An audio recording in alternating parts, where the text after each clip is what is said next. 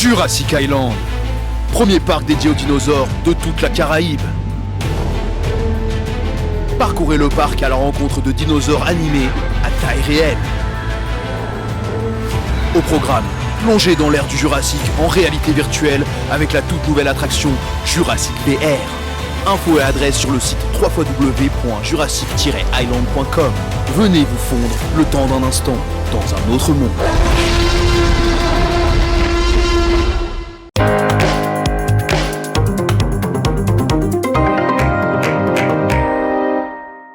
La saison carnavalesque a démarré sur les chapeaux de roue et depuis bientôt 3 semaines, comme chaque année, les réseaux sociaux s'emparent de ce grand événement. Les groupes sont passés en revue, félicités ou critiqués par des fins connaisseurs ou de simples curieux, notamment sur le réseau social X, anciennement Twitter.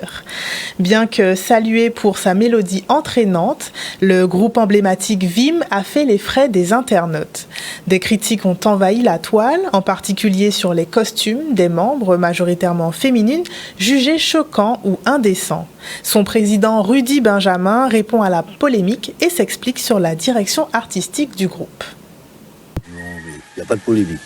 Il y a juste que maintenant il y a Internet et ça ouvre les portes à des choses qui se sont peut-être dites avant, mais il n'y a pas de polémique. Il y a aussi des gens qui ne sont pas qualifiés et ni instruits sur l'histoire du carnaval, qui est une histoire universelle et qui n'est pas seulement de la Guadeloupe. C'est le carnaval vient du Bacchanal. Le Bacchanal, c'est ce qui était... Il faut que les gens se documentent un peu. C'est ça qu'il y avait d'ailleurs en Italie, dans la vieille Europe. Et après, ça s'est transformé en char, un truc. Mais bon, on va pas faire un cours d'histoire. Ce qui est regrettable, c'est que les gens qui devraient encadrer ces polémiques ne sont pas plus documentés, quoi. Le carnaval, c'est ça. C'est un moment d'égarement, on va dire ça. Un moment où pendant 1 mois, 2 mois, on se laisse aller. Et d'ailleurs, les notables avant donnaient des clés de la ville aux carnavaliers. C'était qu'il y avait ce moment à eux, quoi. Après, tout le monde, le lundi matin, on va pas se mettre en string pour aller travailler, hein, c'est clair. Donc la société nous amène à des choses beaucoup plus concrètes. Mais le carnaval, c'est un moment où on se lâche. Et il n'y a pas de polémique à faire, il faut se documenter. Puis nous, on continue l'histoire. Nous, on ne fait que faire ce que les anciens nous ont appris. Maintenant, un peu plus moderne, avec des couleurs. Voilà, la rythmique a changé, les tambours ont changé. On travaille sur ça. Maintenant, on fait jouer les conques avec l'aide de M. Martial Rancé, qui a fait un travail sur les conques. C'est ça qu'il faut aller regarder. Comment les choses de l'ancien temps reviennent avec d'autres noms. Voilà, la polémique, elle est là. Elle est sur le manque de savoir des gens qui posent des questions, les journalistes qui font le buzz, en fait. Ça fait le buzz. Alors maintenant, le buzz pour un journaliste, c'est d'aller sur Internet. Mais Internet, tout le monde dit tout et n'importe quoi. Mais nous, à Vim, on n'écoute pas ça. Notre réponse, c'est de faire des chansons comme on faisait avant, sous les gens, sous les choses de la société qui nous déplaisent. Là, nous avons chanté une chanson pendant dimanche qui disait que, voilà, sous les réseaux, il y a des choses qui ne sont pas claires, mais c'était notre façon à nous de le dire, c'est tout.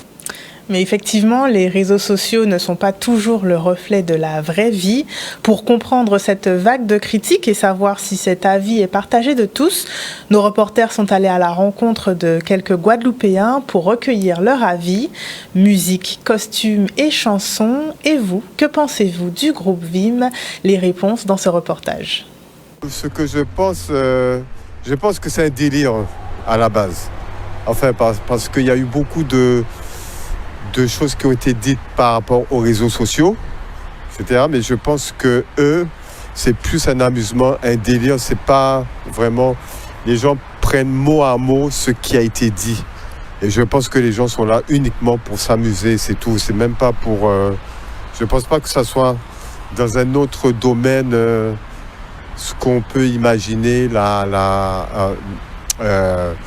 tout ce qui est pornographique, tout ce qui est mal élevé, on va dire. Parce que les gens sont libres de faire ce qu'ils veulent. Oui, comme tout le monde. Bon, pour moi, c'est le Wabi, hein, c'est comme ça qu'il veut sortir, il sort. Hein. Bon, je peux rien dire. Hein. C'est un groupe comme tous les autres groupes. Il n'y a rien à dire. Je ne vois pas pourquoi les gens font un tabou pour ça, je ne sais pas. Ils font ce qu'ils ont à faire. Moi, ça ne me choque pas. Donc, chacun a son avis. J'écoute pas trop moi, donc je vais pas vous mentir, je suis pas très carnaval. Après, je regarde comme tout le monde dans les réseaux sociaux, mais je fais pas trop attention à ce qu'ils disent, donc voilà. C'est pas. En principe, c'est pas bien, mais en principe, c'est leur goût et que c'est qu'elle veut. Ben, ça va passer comme chaque monde a fait qu'on y veut, mais bon, actuellement maintenant, ça qui est dans l'exception avant, après ça, on va trouver banal. Tout bien devient banal ici. Vous comprenez? Alors que qui ouvre ça maintenant, ou qui pas ouvre ça, c'est même bien. Ça vient qu'on les fait divers dans le temps. On traite de dire, oh, il y a bon monde qui physique par là, ça c'est exceptionnel, ça c'est rare. Mais après ça, c'est banal. Je là, c'est là où les fait, c'est regarder le journal pour qui côté. Après ça, ça vient exceptionnel, c'est là où pas attendre ça. Alors, carnaval, c'est même bien. C'est un groupe, on va dire, qui est très dans la provocation. On va dire ça comme ça. À la limite de la décence, on va dire ça comme ça, quand même. Pourquoi vous dites ça? Ben parce que c'est un groupe quand même qui est assez dénudé. Bon, on sait que les groupes à peau, déjà de base, c'est des groupes dénudés, mais là, c'est vraiment dans la provoque. Enfin, pour moi, c'est mon point de vue. Je trouve qu'ils sont très dans la provocation. La mélodie, la musique, il n'y a rien à dire. 20 sur 20. Mais pour ceux qui ont des paroles et parfois de certaines tenues, il y a beaucoup à dire. Voilà. J'en dirai pas plus parce qu'il est bon d'avoir parfois un langage politiquement correct pour plaire aux gens parce qu'ils veulent entendre que du bon, que du bien. Mais moi, j'ai dit ce que je pensais. Pour certains patients atteints de cancer ou de maladies chroniques, la douleur fait partie de la vie quotidienne.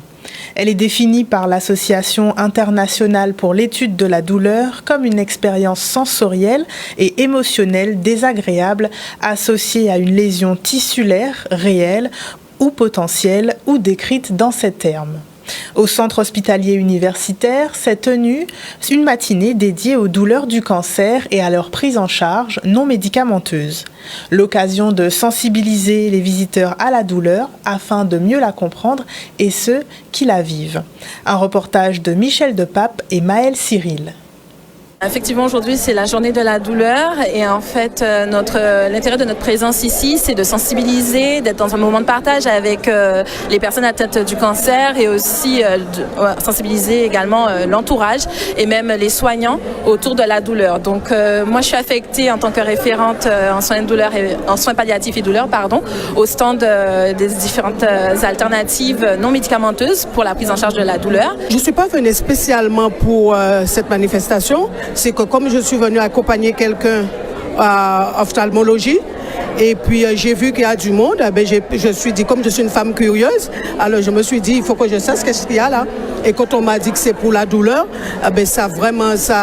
j'ai été vraiment surprise et c'est quelque chose qui m'intéresse vraiment parce que je me posais des questions, surtout quand on parlait de la douleur à échelle de 1 à 5 et je disais comment on faisait pour évaluer puisque si j'ai une douleur, je peux dire c'est 2, c'est 3, mais je voulais savoir vraiment comment ils font pour évaluer.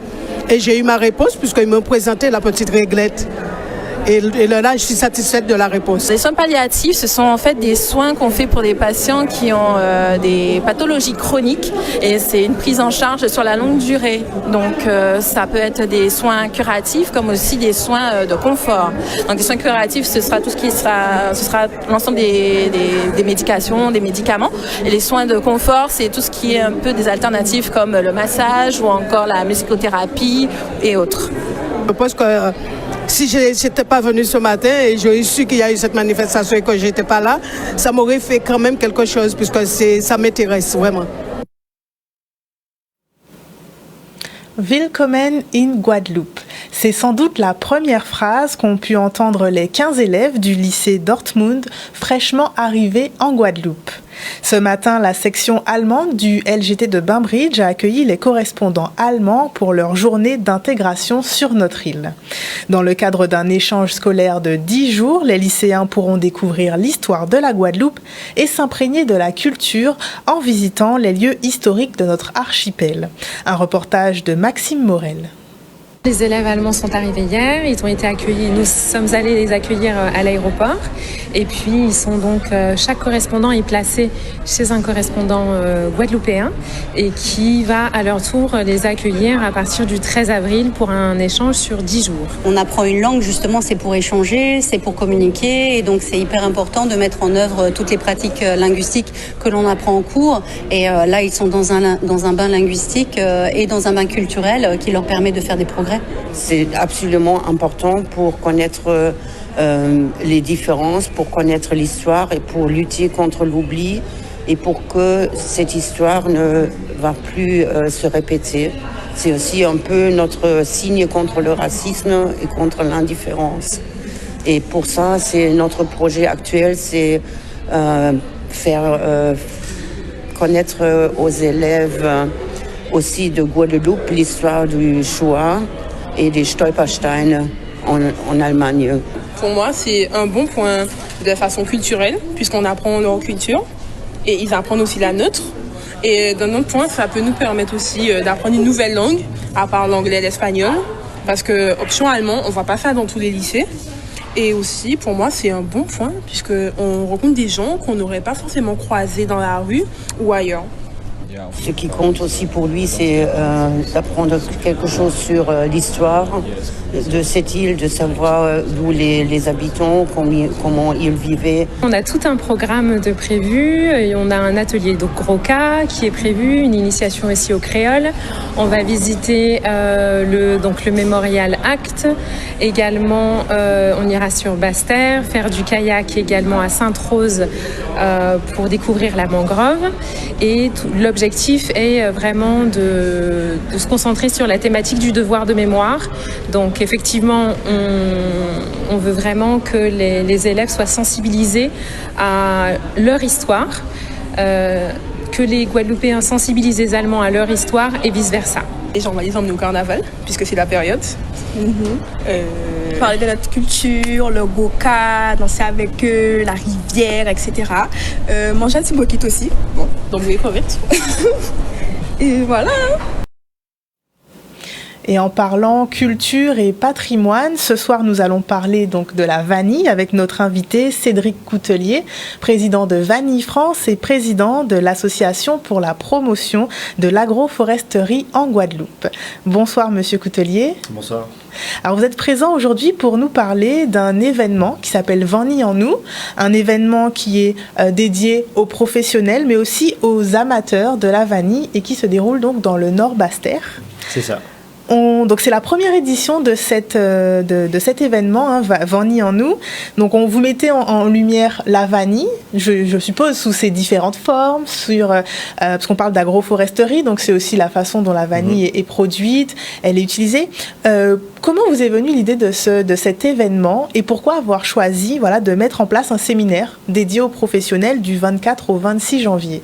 Alors du coup l'idée nous est venue dans un premier temps d'une collaboration qui dure depuis quelques années entre les producteurs de vanille de Guadeloupe et ceux de la Martinique.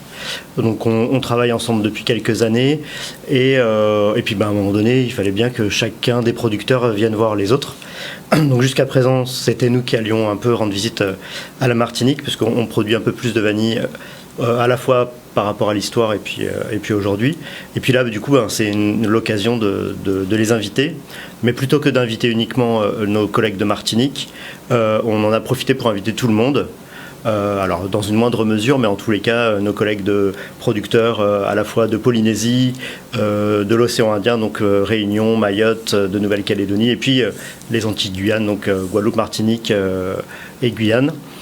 Et puis donc de parler de tout ça, de nos différences, de ce qui nous rassemble et de débattre des problématiques qu'on a en commun malgré l'éloignement. Très bien. Et vous avez également fait le choix d'inclure la population donc, sur cette thématique en du coup mettant en place la fête de la vanille qui se tiendra le 27 janvier 2024 que pourront découvrir les visiteurs sur le site donc l'habitation de la Ramée à Sainte-Rose. Donc effectivement, donc, la semaine plutôt dédiée aux professionnels, donc la gastronomie et les agriculteurs.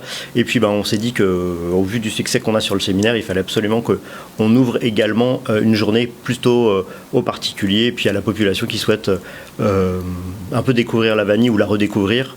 Donc on va parler de la vanille, des différentes vanilles, donc du coup des territoires ultramarins, les différentes variétés. Ce qu'on en fait, donc de la cuisine, mais aussi de la cosmétique, de la parfumerie, les boutures, comment ça pousse, comment on la cultive.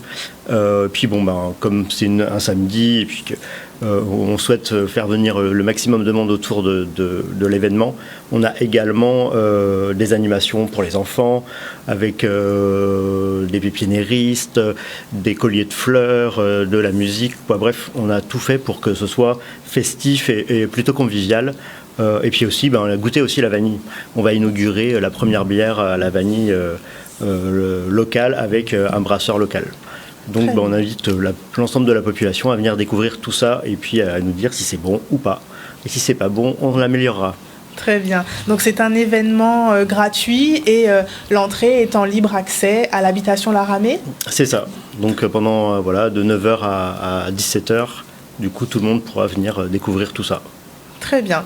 Eh bien, on vous remercie de votre passage sur notre tranche info. Donc, le rendez-vous pour les professionnels est donc du 24 au 26 janvier. Et pour la population, donc, vous êtes invités à la fête de la vanille qui se tiendra le 27 janvier 2024. Donc, il s'agira d'un samedi à l'habitation La Ramée à Sainte-Rose. Merci beaucoup, Monsieur Coutelier. Merci également. Qui a dit que la lecture ne rimait pas avec le sport ? Dans le cadre des Nuits de la lecture organisées à l'échelle nationale, la médiathèque du Lamentin a imaginé un large programme d'activités sur le corps et le sport dans la littérature.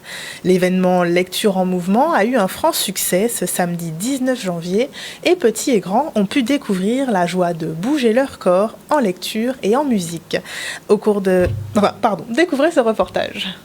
Nous avons, avec la directrice de la médiathèque et le personnel surtout, nous essayons de mettre tout en œuvre pour que les enfants de Lamentin puissent s'intéresser à la lecture. Et c'est pour ça que nous participons ce soir à cette grande nuit de la lecture. Comme le thème de cette année, c'était le corps, en faisant écho aux Jeux Olympiques qui sont organisés cette année, nous avons effectivement décidé d'associer la lecture au sport notamment, donc d'où notre thème, en tout cas notre soirée de lecture en mouvement. C'est bien parce que ça se passe dans un lieu propice à la lecture, c'est-à-dire la médiathèque. Donc j'ai tenu à les emmener. On a eu l'information via l'école. Et c'est aussi les initier, les encourager à la lecture. Et là aussi au sport, visiblement, parce que c'est couplé au sport.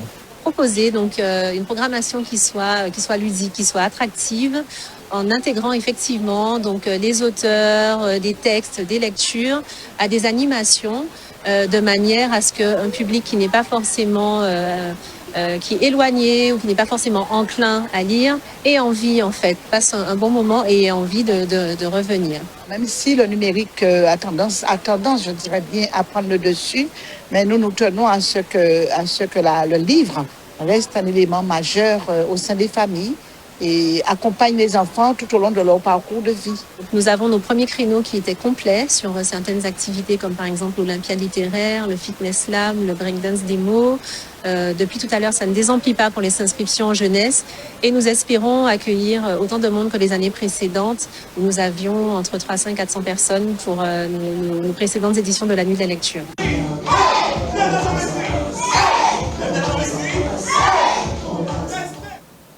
Clap de fin pour le tournoi de tennis international féminin de Petit-Bourg. La 9e édition s'est terminée ce dimanche 21 janvier par une finale pleine de rebondissements entre une tenniswoman suédoise et une américaine. Nos joueuses locales n'ont quant à elles pas démérité en affrontant les meilleures de leur discipline. Jean-Philippe Danican, directeur du tournoi, espère pouvoir un jour les emmener à l'international. Reportage. Nous en sommes à la 9e édition de ce tournoi, qui est bien installé maintenant dans le paysage guadeloupéen et même dans le paysage mondial, puisque on est en relation directe avec la Fédération internationale de tennis, avec la Fédération française de tennis. Donc voilà, notre tournoi est bien connu. Je peux dire qu'il jouit également d'une belle cote, puisque cette année, tous nos tableaux étaient remplis. Il n'y avait plus de place. Il y a des joueuses qui sont venues et qui n'ont pas pu jouer. Voilà, qui ont payé un billet d'avion, qui ont payé une chambre d'hôtel et qui sont restés 3-4 jours à attendre des désistements et qui malheureusement n'ont pas pu jouer. Alors je crois que cette année nous avons vécu un très beau tournoi, depuis le tableau de qualification jusqu'au tableau final, de très beaux matchs. Et aujourd'hui pour la finale entre une Suédoise et une Allemande, là aussi nous avons un super match. Donc c'est dire effectivement que ce tournoi continue à prendre de l'ampleur. Hein.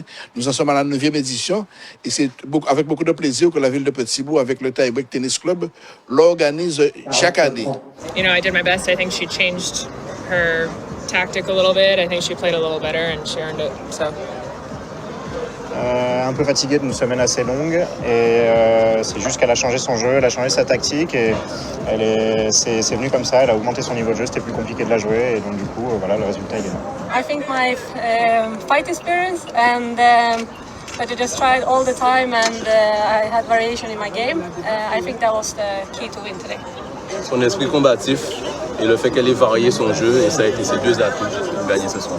Nous avons nos joueuses locales, ce sont des jeunes qui s'entraînent localement, qui s'entraînent ici, et pour qui c'était une découverte en fait de ce niveau. Elles ont eu droit à des invitations au tableau de qualification. Elles se sont bien battues. Pour exemple, Audrey Moutama a failli prendre un set à Emma Lenné, la finaliste de l'an dernier. Donc tout ça est très encourageant. Et ça ouvre à mon sens des perspectives. Il va vraiment falloir qu'on permette à ces filles d'aller plus loin. Il faut pouvoir proposer un projet qui serait financé, qui serait cohérent, afin de les accompagner à l'étranger, parce qu'il faut sortir.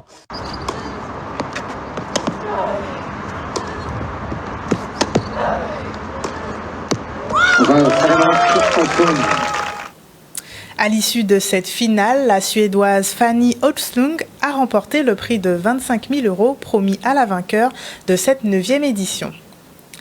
La voile traditionnelle était aussi à l'honneur avec le Challenge à Pillé à Petit-Bourg. Ce dimanche, la nouvelle édition du Challenge à Pillé a réuni plusieurs centaines de compétiteurs. Les amateurs de voile traditionnelle ont pu assister à 2 courses très attendues. Pour les organisateurs et les participants, c'est l'occasion de mettre à l'honneur ce sport et de séduire un nouveau public. Un reportage de Nicolas Le Sieur. Aujourd'hui, c'est la première édition du Challenge à Pillé qui compose 30 bateaux et qui vaut à 300 personnes. Ça se passe très bien. Donc, nous avons fait un super tour sur le bateau.